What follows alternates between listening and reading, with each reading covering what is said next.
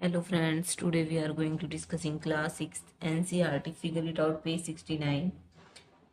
Question 1, steps you take to walk.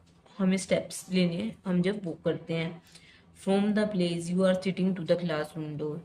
जहाँ पर classroom door से तुम कितनी distance पर तुम बैठे हो. ये तो तुम क्लासरूम डोर के बिल्कुल फर्स्ट बेंच पर भी बैठ सकते हो और लास्ट बेंच पर भी बैठ सकते हो. तो ये तो हमको एस्टिमेट करना है ओनली, है ना.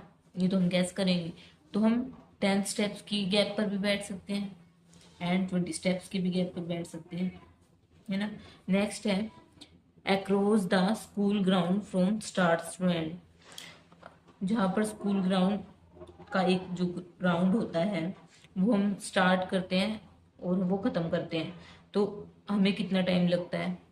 तो वो तो स्कूल के ग्राउंड के ऊपर बात होती है ना. जो स्कूल छोटा होगा उसका ग्राउंड छोटा होगा और जो स्कूल बड़ा होगा उसका ग्राउंड भी बड़ा होगा. तो फिर इसमें तो हम कितने कितने भी स्टेप हो सकते हैं हमारे. कई ग्राउंड्स में जैसे 50 स्टेप्स होंगे छोटा अगर ग्राउंड होगा तो स्कूल का. अगर बड़ा ग्राउंड होगा तो वही 100 स्टेप्स भी हो सकते हैं. नेक्स्ट है from your classroom door to the school gate. जो तुम्हारा क्लासरूम का जो डोर है वहां से स्कूल गेट. स्कूल गेट तो स्कूल का जो गेट है वो तो जैसे कि जितनी दूरी पर क्लास होगी उसके अकॉर्डिंग होगा. जैसे कि क्लास आपकी स्कूल गेट से बहुत पास में है तो आपको कम स्टेप्स लगेंगे. वही अगर बहुत दूर है, कहीं सेकंड फ्लोर पर है, थर्ड फ्लोर पर, तो आपको टाइम लगेगा, काफ़ी स्टेप्स होंगे और बहुत टाइम लगेगा. नेक्स्ट है from your school to your home. School से घर तक का, आपके घर तक का. तो ये तो डिपेंड करता है कि कितना डिस्टेंस है स्कूल और घर के बीच में.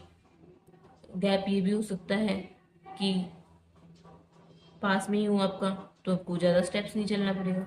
अगर होगा ज़्यादा दूर तो ज़्यादा स्टेप्स चलने पड़ेंगे, है ना. नेक्स्ट क्वेश्चन है question number 2, number of times you blink your eyes और number of breaths you take. पहले कहा है इन द मिनट. 1 मिनट के अंदर हम कितनी बार अपनी आइज को झपकाना जिसको बोलते हैं ब्लिंक कर रहे हैं. 1 मिनट में मान लो हम कर रहे हैं 15 टाइम्स.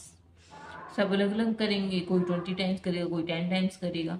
अगर 1 मिनट में 15 टाइम्स कर रहे हैं तो 1 आवर में कितने करेंगे आप.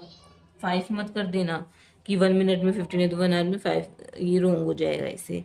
तो आपको क्या करना पड़ेगा, 1 आवर में कितनी मिनट होती है, 60 मिनट होती है ना.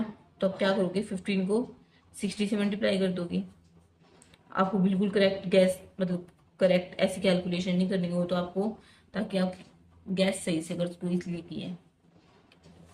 15 को 6 से मल्टीप्लाई कर देते हैं. 6 5 30, 6 1 16, 900 टाइम्स. 1 आवर्स में कितनी बार करेंगे, 900 टाइम्स. वहीं अगर 1 डे में कितने आवर्स होते हैं, 24. फिर हम क्या करेंगे, 24 को हम 90 से मल्टीप्लाई कर देंगे तो उससे हमारा क्या आएगा, 1 डे में हम कितनी बार आइज को ब्लिंक करते हैं. 24 को 9 से मल्टीप्लाई कर देते हैं. 9 4 36, 6 3, 9 2 80, 21. तो क्या आएगा, 21600. तो हम अपनी आइज को 2160 टाइम्स ब्लिंक करते. नेक्स्ट है नेम सम सब ऑब्जेक्ट्स अराउंड यू दैट. हमें ऐसे ऑब्जेक्ट बताने हैं जो फ्यू थाउजेंड इन नंबर, जो 1000 में हो नंबर में. हम कुछ लेंगे, हमारे क्लासरूम में लेते हैं तो हमारे क्लासरूम में हम बुक्स का लेते हैं, ठीक है. आपके पास 1000 में जो नंबर आए, ठीक है, तो हम क्या करेंगे, मान लो अपनी क्लास में 40 स्टूडेंट्स हैं, ठीक है, और एक स्टूडेंट के पास मान लो 10 बुक्स हैं, ठीक है. एक स्टूडेंट के पास 10 बुक्स हैं तो 40 के पास कितनी होंगी, 400. 40 के पास कितनी होगी, 400, ठीक है. अगर हम एक होल की बात करते तो उसमें तो कई स्टूडेंट्स होंगे ना, तो उसके अंदर तो 1000 में जा सकता है आंसर. नेक्स्ट है मोर देन 10,000 इन नंबर्स.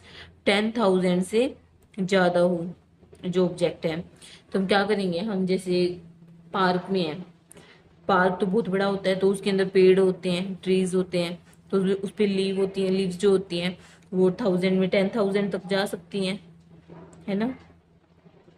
तो इसमें क्या होगा कि हम जो पेड़ की जो लीव्स होंगी वो 10,000 से ज़्यादा हो सकती हैं। मान लो एक पार्क में 100 पेड़ हो सकते हैं, 50 पेड़ हो सकते हैं, तो एक पेड़ पे तो बहुत सारी लीव्स होंगी, तो बहुत सारे आ जाएंगे ना, 10,000 से तो ऊपर आराम से आ जाएंगे।